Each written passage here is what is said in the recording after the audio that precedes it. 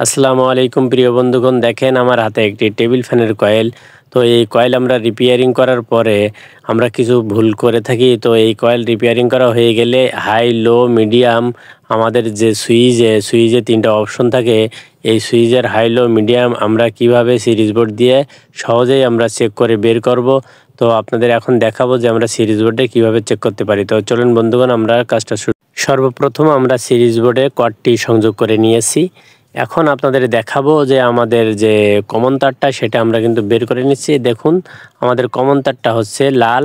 এবার হাই, লো, মিডিয়াম আপনাদের মাঝে স্পষ্ট এবং ক্লিয়ার করে দেখাচ্ছি।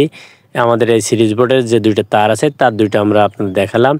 তো সর্বপ্রথম আমরা সবুজ কালারের তারের সাথে ধরছি, দেখুন। তারপরে আমরা আরেকটি তারের সাথে ধরবো কালো, তারপরে সাদা তারের সাথে ধরছি।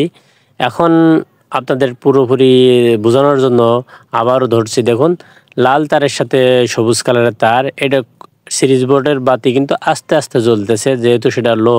এবার আমরা কালোটার সাথে ধরছি, ওটা নিবু নিবু জ্বলে। এই দেখুন সাদাটার সাথে ধরছি, এখন কিন্তু মোটামুটি ভালো জ্বলে।